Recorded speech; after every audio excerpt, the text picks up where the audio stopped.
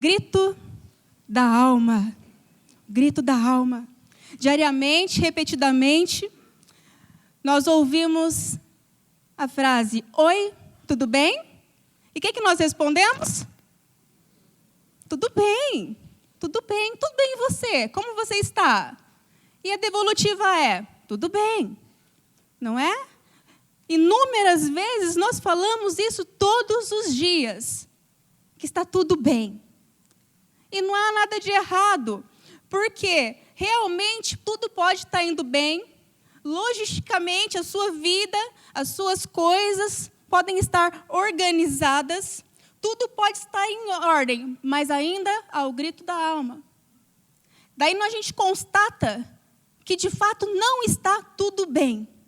Alguma coisa está errada.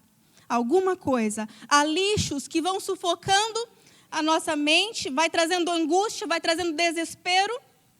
E eu me lembro da letra de uma canção antiga, de Victorino Silva, um antigo compositor cristão, que diz assim: não consigo suportar esse silêncio. Será que ninguém pode escutar a minha voz? O meu grito de socorro insistente, na verdade, é porta-voz de uma angústia que sufoca o meu peito. E às vezes não tem jeito.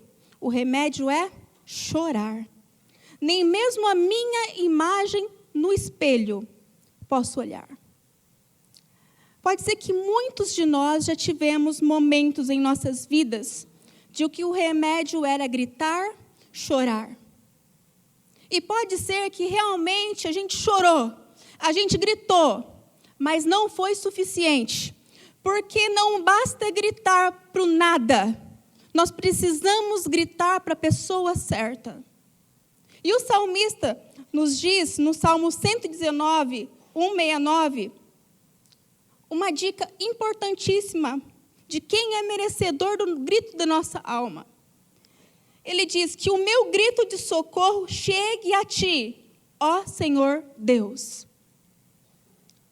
Deus é digno do grito da nossa alma. Ele é o nosso socorro. E de igual modo, um personagem bíblico reflete o grito da alma. E eu quero relatar a história deste personagem. O evangelista Lucas começa a nos escrever a história de um convite que foi oficializado a Jesus por um fariseu chamado Simão. Esse fariseu, chamado Simão, pediu com insistência para que Jesus fosse até a casa dele. Porém, os fariseus eram pessoas que rejeitavam o conselho de Deus. Havia um boato entre esse grupo de pessoas de que Jesus não era o Messias. E eles começaram a tramar contra Jesus. E eu começo a imaginar essa cena, de acordo com os relatos dos evangelhos, eu imagino que Simão não chamou Jesus para esse jantar, ele não insistiu tanto porque queria saber o que ele tinha feito, não queria saber acerca de quem era esse Messias, não era um jantar de gratidão, ele queria saber apenas de testar Jesus. Ele queria colocar Jesus entre os fariseus e tentar incriminá-lo. Vejam, ele é falso. O fariseu, em sua maioria, eles eram assim, hipócritas. Eles eram pessoas preocupadas com o exterior. Eles eram pessoas que valorizavam mais o que era externo do que era interno. E Simão estava mais preocupado em estar ao lado de alguém famoso e estar à frente, liderando um confronto, do que, de fato, conhecer quem era o Messias. No contexto social do Novo Testamento, havia uma lei que era seguida rigidamente. Essa lei chamava a lei da hospitalidade. Então, quando se fala de convidar alguém para jantar na sua casa, não era apenas você chamar um grupo de amigos para um jantar, como a gente faz hoje em dia, para bater um papo, para colocar os assuntos em ordem. Não era só isso. Era um jantar de gala. Era um jantar onde as pessoas iam festivamente a fim de estarem juntas. Nesses jantares, as mesas elas eram de vãs, mais baixos do que as mesas que nós temos hoje em dia. As pessoas ficavam sentadas. Essas mesas elas eram postas em varandas, em lugares vistos, porque muitas pessoas elas podiam chegar neste ambiente, estar naquele lugar. A lei da hospitalidade era que quem quisesse participar, podia participar do jantar. E precisava tudo estar preparado. Então, além disso, havia o ato litúrgico. Havia o ato da boa hospitalidade, que a primeira coisa a se fazer era que o convidado principal tivesse seus pés lavados. Naquela época, eles andavam a pé, faziam viagens a pé, e os seus pés ficavam muito sujos. Então, assim que eles chegavam naquele lugar, era necessário lavar o pé. Depois disso, havia-se o beijo na testa, chamado ósculo santo, em sinal de respeito. E também a unção. Era dado boas-vindas e era dado um símbolo de respeito. Eu te respeito. Jesus, então, chega nesse lugar, ele é recepcionado, ele aceita o convite, mas em nenhum momento da Bíblia a gente lê que Simão foi hospitaleiro. A gente não vê que Jesus foi tratado de forma amorosa, que ele foi tratado de forma digna. Isso nos comprova que realmente aquele homem queria testar Jesus. Mas Jesus entra e se senta na mesa e tudo caminha bem até que começa o seguinte relato, descrito em Lucas 7, 36 a 38. Convidou um dos fariseus para que fosse jantar com ele.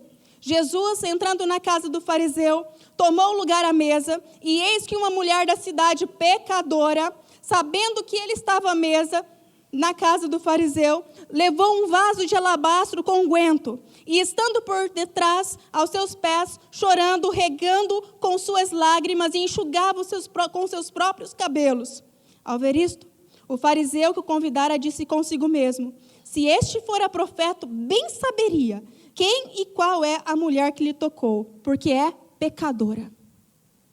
Então, o quadro muda, porque entra uma mulher e ela começa a exercer a lei da hospitalidade a Jesus. A lei que o anfitrião Simão deveria ter feito. O que levou essa mulher até Jesus naquela noite? Sabia-se que ela era pecadora, e ainda a palavra grega nos relata, nos mostra que ela era uma pecadora na área sexual, um pecado extremamente julgado para aquelas pessoas. O que faria uma prostituta ir a um jantar onde ela saberia que seria julgada? E o Evangelho nos dá pistas sobre isso. Diz que as notícias sobre Jesus se espalharam e toda a região sabia que Jesus trazia as boas novas de salvação. E as pessoas eram atraídas à presença de Jesus. E eu quero te dizer que hoje Deus nos atraiu para este momento. Deus te atraiu para este momento por um propósito. Por um propósito. Olhando para essa mulher, eu vejo que para ela era mais importante mudar de vida do que o julgamento daquelas pessoas. Para ela, o mais importante ela era estar perto de Jesus do que o que as pessoas iriam falar sobre ela. Ela queria depositar toda a sua vida aos pés de Jesus. E eu quero destacar que em todo o coração humano há um grito para se libertar das coisas que nos prendem e um desejo de ser amado por Deus. Tem coisas que nos sufocam e nós precisamos nos libertar. E nós precisamos saber que somente Deus tem o amor que nós precisamos. Não são as pessoas que podem nos deixar plenos deste amor. Não é o dinheiro, não são coisas, mas é a presença de Deus. E eu quero analisar com você, porque talvez hoje você se encontre como a mulher que lavou os pés de Jesus. Você esteja se sentindo uma pessoa indigna. Talvez você esteja se sentindo preso. Talvez você se sinta como Simão. Né? Parece que tudo está indo bem. Não mata, não rouba, não fuma. Está tudo em ordem. Pode ser. Mas eu quero enfatizar o problema-chave aqui. E o problema é o que estamos escondendo nas profundezas da nossa mente, nas profundezas do nosso coração. O que está oculto? O que ninguém sabe? O que está lá dentro da alma? O que está entalado na garganta? Será que é uma rejeição? Será que é uma baixa estima? Será que são coisas que aconteceram lá no passado que está fazendo ninho na tua mente? Será? Talvez seja um orgulho porque nunca cometeu um pecado na área sexual. Mas pode ser que a mente nem sempre é pura. Talvez haja orgulho de nunca ter ferido alguém fisicamente, mas pode ser que já disse palavras que mataram pessoas, mataram sonhos, mataram realidades, frustraram. Pode ser, pode ser. Talvez nunca tenha usado drogas, mas abusou da comida para controlar uma dor na alma. Pode ser. Eu só quero que você saiba o seguinte hoje. Qualquer coisa que você trazer aos pés da cruz, Jesus vai eliminar. Dá um novo coração. Deus vai dar um espírito limpo. E eu quero que você medite comigo nisso. Medite a diferença que faz quando nós dirigimos o grito da nossa alma para a pessoa certa, que é Jesus Cristo. Em primeiro lugar, quando nós dirigimos o grito da nossa alma a Jesus, as nossas dores profundas são reveladas. Aquela mulher, ela ouviu falar sobre Jesus. Ela foi até ele. Ela foi até Jesus, foi por causa de um reconhecimento de que ela não podia mais permanecer da forma que ela estava estava angustiada, era preciso gritar por socorro, era preciso gritar para um Salvador. Ela estava condicionada a sofrer até saber que havia um Messias, que havia alguém para salvar a vida dela. Tamanha era essa exposição revelada diante dela, que ela chorava. E a Bíblia nos relata em Lucas 7,38, e estando por detrás, aos seus pés, chorando, regava-os com suas lágrimas. Tamanha era a consciência de que a dor dela acompanhava, que ao estar na presença de Deus, ela começou a chorar. Essa mulher que chorava antes de dor, ela chorava pela tristeza do repúdio. Agora ela estava chorando pela alegria de estar na presença de Deus. Da alegria de saber que havia um Salvador, alguém que estava ali para curar as suas dores, alguém que entenderia o grito da sua alma que ninguém mais seria capaz de ouvir. Ela estava diante de Jesus Cristo, aquele que é digno do grito da nossa alma. Ela estava aos pés de alguém que era o mais importante, mas não a rejeitou. Que fique claro isso hoje para você. Deus não rejeita você. Jesus aceita você. Jesus tem nova história para você. Jesus está aqui. Jesus está aqui. E as lágrimas dela naquele momento era de gratidão. Era de gratidão por achar quem a amava. Era de gratidão porque aquela mulher ouviu falar sobre alguém que entenderia o que ela estava sentindo. E eu oro pedindo para que o Espírito Santo revele quais são as suas dores nesta noite.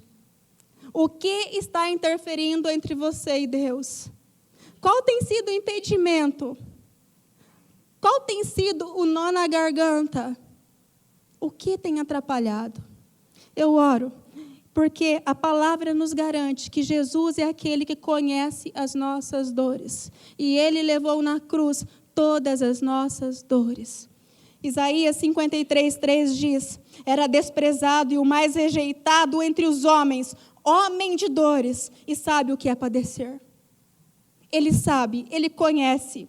Ele diz aqui que Jesus era homem de dores e certamente foi alguém que sofreu as mais diversas acusações, alguém que sofreu perseguições, aflições, e nas suas últimas horas de vida chegou suar sangue. A sua morte foi a mais cruel. Sabe por quê? Para se identificar conosco. Ele foi aquele que se colocou no nosso lugar. Ele que foi aquele que se entregou para que pudéssemos ser livres de todas as nossas dores, para que houvesse libertação de todo o sofrimento, para que haja liberdade, para que haja um coração em festa, para que toda dor caia por terra, para que o poder do pecado não seja a nossa realidade. Não seja a nossa realidade. Eu quero relatar algumas coisas para vocês. Eu me lembro que quando eu era criança, eu não sabia impor limites. Eu não sabia impor respeito. Eu não me sentia aceita. Eu tinha problemas de aceitação e eu tinha problemas de amor próprio. O mal não pode tocar um ungido de Deus. Isso é bíblico. Mas o mal, ele arma o contexto para te ferir. E isso aconteceu muitas vezes comigo. Isso aconteceu muitas vezes. Eu estudava na pré-escola. E as meninas, na hora do recreio, diziam assim: você não vai poder participar das brincadeiras conosco porque você é órfã. Minha mãe tinha morrido, eu tinha 4 anos. E elas disseram: você é órfã, você não pode participar das nossas brincadeiras porque você é uma má companhia para nós. Isso doeu na minha alma. Isso doeu. Teve dias que eu estava brincando na rua e eu via que todas as minhas amigas estavam lá brincando e elas falavam: nós estamos brincando de casinha. E eu ia para minha casa, pegava todos os meus brinquedos, eu chegava para brincar. Sabe o que elas diziam para mim? Agora nós mudamos de brincadeira. Você não vai poder participar mais. Doeu. Doeu. Isso foi me ferindo. Na 6ª série, eu saí de uma escola municipal pequena e fui para um colégio maior. E havia um grupo de meninas que usavam esmalte preto e batom preto, que elas reuniram entre si e disseram que se eu saísse na hora do recreio, eu ia apanhar. Então, na 6ª série, durante todo o ano, eu tive que ficar dentro da sala de aula. Doeu. Doeu. Doeu ser julgada. Doeu. Sabe, eu tive meu primeiro namorado. Namoramos 3 anos. Um dia, ele chegou e terminou comigo. Havia muitos motivos pelo qual a gente deveria terminar aquele namoro. Porque não ia dar certo mesmo. Eram perspectivas diferentes, eram sonhos diferentes. Mas sabe o que ele disse? Eu quero uma namorada que tenha um corpo normal. Doeu. Porque eu comecei a me sentir uma pessoa desprezível. A partir daí eu me tornei uma pessoa consumista, porque eu queria comprar roupas, porque eu queria ter coisas. Eu passei a ser dependente de remédio para emagrecer. E eu fiquei magra. E eu me apaixonei por um rapaz. Nos tornamos amigos, nós íamos à igreja juntos, nós orávamos juntos, nós íamos no cinema, às vezes almoçávamos juntos. Depois de 2 anos, quando finalmente chegou o momento, agora ele vai me pedir em namoro. Sabe o que ele disse para mim? Você não tem um perfil de mulher que eu teria orgulho de mostrar para os meus amigos. Doeu. Doeu. Puxa, mas agora eu era magra. Puxa, mas agora eu era bem vestida. Sabe por quê? O problema não era entre eu e as pessoas, o problema era entre eu e Deus. Não é uma mãe que vai me salvar, não são as amigas que vão me salvar, não é ter um filho que vai me salvar, não é ter um namorado que vai me salvar. O meu Salvador é Jesus Cristo. O meu Salvador é Jesus Cristo. Eu me lembro que eu fui me tornando uma pessoa retraída, isolada. E eu não tinha coragem nem de olhar no olho das pessoas. Porque eu me sentia uma pessoa desprezível. E muitas vezes eu ainda preciso lutar contra isso. Porém, eu sei que eu já não sou mais quem eu era, porque eu sou quem Cristo me faz ser. Eu sou o Cristo que habita na minha vida e não a Eugênia que era distante do Senhor, a Eugênia que buscava a aceitação das pessoas. Eu preciso da aceitação do Senhor e Ele já morreu na cruz por mim. E Ele já morreu na cruz por mim. Um encontro com Jesus revelou para mim o sentimento de inferioridade, o sentimento de rejeição e trouxe cura. O encontro com Jesus me posicionou na vida e restaurou o meu propósito. O meu propósito. Jesus sabe exatamente qual é a sua dor. Confessa essa dor diante do Senhor. Verbaliza essa dor. Diga, Senhor, dói, doeu, está doendo. Diz para o Senhor, diz que você está sofrendo com isso. Ele está aqui para te curar. Ele está aqui para te curar. E em segundo lugar, quando dirigimos o grito da nossa alma a Jesus, as nossas dores são curadas. Curadas. Nós recebemos recuperação, regeneração, salvação. Jesus Cristo era a oportunidade daquela mulher que foi até Ele. Ele era a oportunidade. E aquela mulher tinha de ter suas dores curadas. Ela tinha. Naquele momento, tamanha sua convicção, as suas lágrimas começaram a lavar os pés de Jesus, a ponto de usar seus próprios cabelos para secar, como nos diz Lucas 7:38. E os enxugava com seus próprios cabelos. Aquela mulher tinha ido até aquele lugar apenas com um vaso de alabastro, nada mais. Não tinha bacia, não tinha toalha. Ela lavou os pés de Jesus com suas lágrimas. E ela não tinha uma toalha para secar os pés de Jesus. E ela secou com seus próprios cabelos.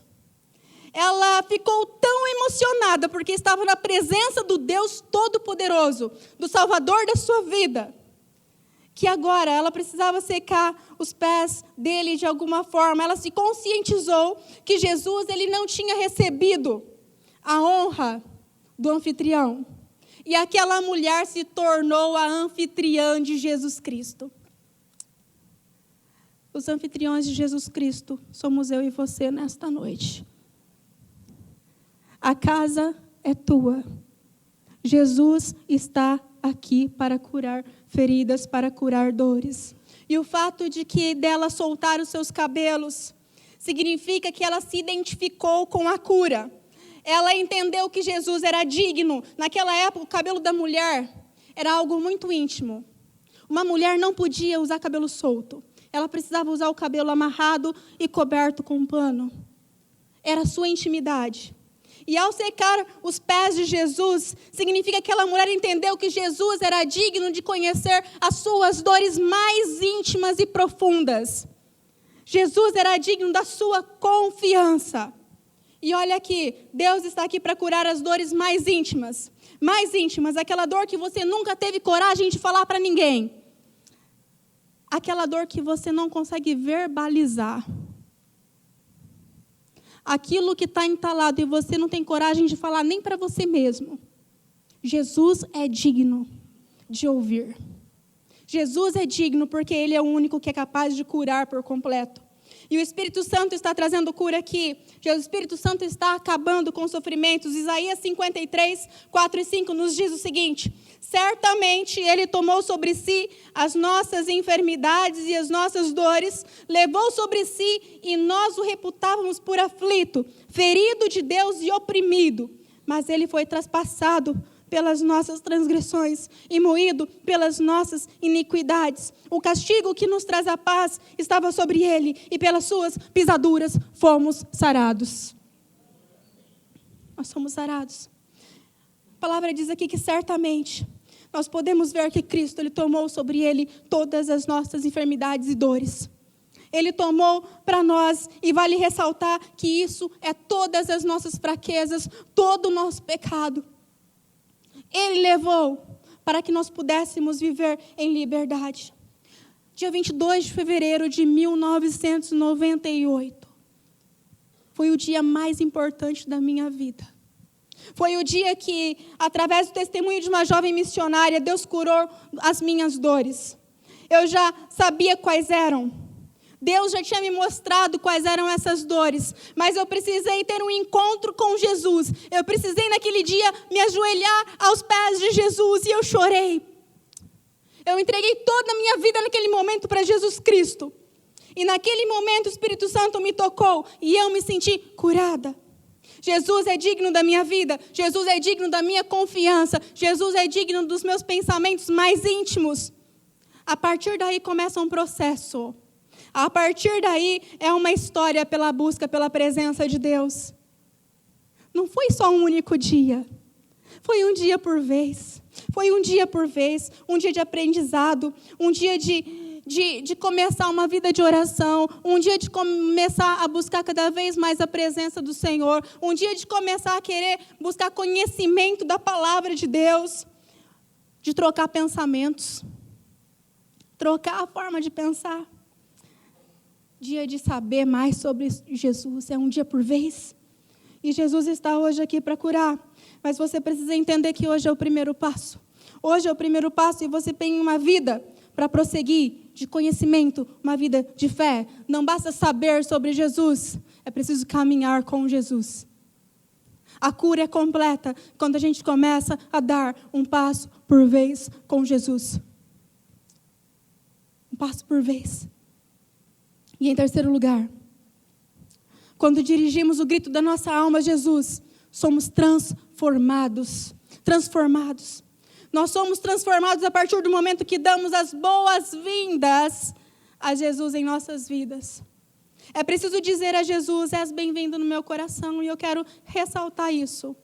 Na lei da hospitalidade, você é o anfitrião. E é preciso dar as boas-vindas a Jesus. A exemplo da mulher, nós lemos em Lucas 7,38, e beijava-lhes os pés. Nesta lei da hospitalidade, o beijo na testa significava, seja bem-vindo. Você é bem-vindo neste lugar. Simão não recepcionou Jesus. Simão não disse, seja bem-vindo, Jesus. Você é bem-vindo nessa reunião, nesse jantar. Mas aquela mulher beijou os pés de Jesus. Aquilo chamado ósculo santo significa boas-vindas. Por mais que ela já tenha aceitado Jesus, ela disse, mestre, tu és bem-vindo dentro da minha casa. Tu és bem-vindo dentro do meu coração. Eu te entrego toda a minha vida. A minha vida está aqui. És bem-vindo, Senhor. E eu quero enfatizar que um grande exemplo de como dizer que Jesus é bem-vindo é por intermédio do conhecimento da palavra de Deus. Pois quando nós lemos a Bíblia, nós estamos dando liberdade ao Espírito Santo para mudar o nosso interior e o nosso pensamento. Por isso é importante você perseguir cursos bíblicos que são oferecidos pela igreja. Por isso é importante você ser um frequentador assíduo de todos os cultos. Para que você possa sempre dar as boas-vindas a Jesus. Seja bem-vindo na minha vida, Jesus. Seja bem-vindo, Jesus. Quem nunca passou por um sofrimento? Quem nunca passou? Eu digo que, da mesma forma que eu já fui ferida no passado, eu já feri muitas pessoas. Em muitas ocasiões eu tive que pedir perdão para essas pessoas. Só que muitas vezes eu sei que eu feri por ignorância. Mas eu feri.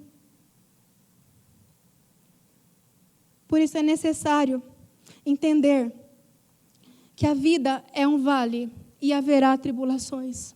Você vai ser ferido sim, você vai sofrer sim, mas eu quero te dizer que o nosso sofrimento, por mais que vai doer, é inferior ao que Jesus sofreu por nós.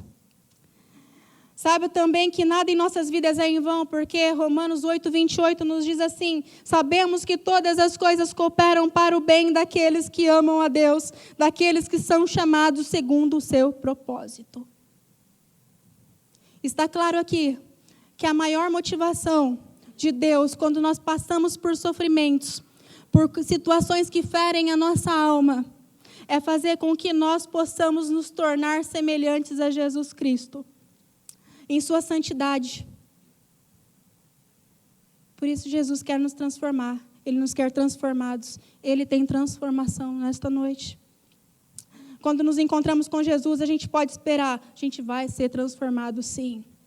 A gente vai ser transformado, sim. A vida é guiada não pelas circunstâncias, não pela dor, mas pela presença do Altíssimo Deus. O encontro com Jesus na minha vida me fez entender que realmente eu sou uma pessoa que preciso desesperadamente de um Salvador. Ninguém pode suprir. Apenas aquele que somente Jesus pode suprir na minha vida. Eu não posso buscar em nenhum outro lugar, porque somente Cristo pode suprir a dor do meu coração, o grito da minha alma. Eu não preciso agradar a todos, eu preciso agradar a Deus. Eu não preciso insistir para ser aceita pelas pessoas, porque eu já fui aceita por Deus. Ele é aquele que transforma as nossas vidas. Ele é aquele que nos gera convicção. Deus já fez tudo por nós, já fez tudo. Basta entregar a vida a Ele. E em quarto lugar eu quero dizer que quando nós dirigimos o grito da nossa alma a Jesus, nós entregamos toda a nossa vida a Ele. Toda a nossa vida a Ele. Aquela mulher deu o que havia de melhor para Jesus. E eu digo hoje que o que você pode dar de melhor para o Senhor é a sua vida inteira, é você. Então nós vemos em Lucas 7,38, e ungia com o unguento. O unguento é o auge da adoração daquela mulher. Então ela simplesmente chega aos pés de Jesus e derrama o que ela tem de maior valor. O que antes era usado para pecado, o que antes era usado como instrumento de sedução, agora é um simbolismo da melhor coisa que ela tinha para oferecer ao Todo-Poderoso, Deus, a Jesus Cristo. A tua vida 3 horas atrás pode ter sido instrumento de ira, de raiva, de desentendimento, de mágoa. Pode ser que a sua vida até hoje foi levada por traumas da sua infância. Pode ser que a sua vida tem sido dirigida por dores que você enfrentou. Pode ser. Porém, a partir deste momento, a sua história está mudando e eu creio no nome de Jesus. Nome de Jesus. A sua vida é a melhor coisa que você tem para oferecer para Ele neste momento. Você não pode oferecer a vida do seu filho. Você não pode oferecer a vida do seu cônjuge. O anfitrião é você. A anfitriã é você. Receba Jesus. Receba Jesus em sua vida. A palavra de Deus nos diz em João 17,3. Esta é a vida eterna. Esta é a vida eterna.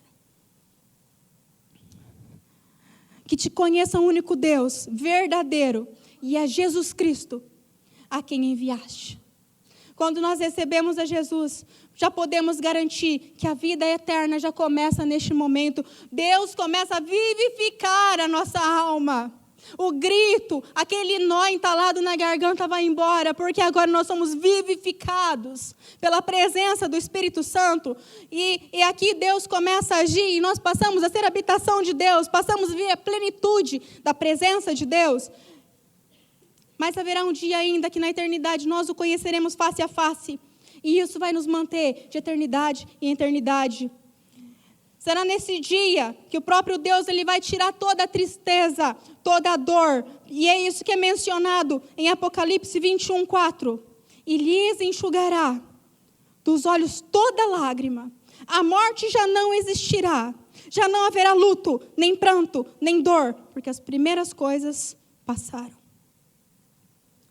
Quero te dizer que enquanto a gente estiver neste mundo, a gente vai passar por dores. Nós vamos enfrentar lutas, nós vamos enfrentar batalhas, sentimentos ruins. Mas eu quero te dizer que Deus é real. Eu quero te dizer que Deus é especialista em transformar realidades, preencher corações amargurados e trazer paz. Eu quero te dizer que Ele é especialista em trazer curas da alma. Que Ele é especialista em tirar aquele nó da garganta que te faz nem conseguir olhar no espelho direito. Deus é presente. A tua vida, até hoje, pode ter sido uma tragédia. Você pode dizer, eu não tenho jeito. Eu quero te dizer que este é o quadro perfeito para Deus fazer um milagre. Deus está aqui e hoje, Jesus pode restaurar a sua vida, dar um novo começo, que nada mais interfira entre você e Deus, que dor nenhuma, que trauma nenhum interfira entre você e Deus. E eu quero te convidar hoje a quebrar o teu silêncio, gritar comigo. Gritar a seguinte frase: eu preciso de Jesus para viver. Você pode gritar isso comigo? Eu preciso. Mais alto. Eu preciso de Jesus para viver. Eu preciso de Jesus para viver. Eu preciso de Jesus para me sustentar, para me guiar. E eu não quero nunca mais que nada interfira entre eu e Jesus. Que essa seja a sua oração hoje. E eu quero neste momento que você coloque a mão aqui no seu coração. Porque o Espírito Santo ele está trazendo cura de dores na alma. Arrancando aquele grito que tem sufocado pessoas. E eu peço, Espírito Santo, visita esse coração agora. Traz revelação da tua palavra, tudo que foi dito. Espírito Santo, eu peço, incomoda. Eu peço, Espírito Santo, que o Senhor venha tocar o mais profundo. Sabe aquela intimidade? Aquilo que essa pessoa não tem coragem de verbalizar. Eu peço por cura, Espírito Santo. Senhor Deus, eu apresento aqui tantas vidas diante do Senhor. E eu confesso, Senhor Jesus, que o Senhor é o único digno de todo louvor e adoração. O mal já foi derrotado, o mal caiu por terra. Mas o Teu Espírito Santo está aqui hoje, reavivando e vivificando vidas. O Senhor está tocando naquele trauma, naquela dor, e arrancando agora para a Tua honra e para a Tua glória, para que o Teu nome seja glorificado. Espírito Santo de Deus, faz o milagre na vida daquela pessoa que se considera uma tragédia. Restaura a história no nome de Jesus. Eu creio e eu creio. Amém. Missionária Central de Maringá.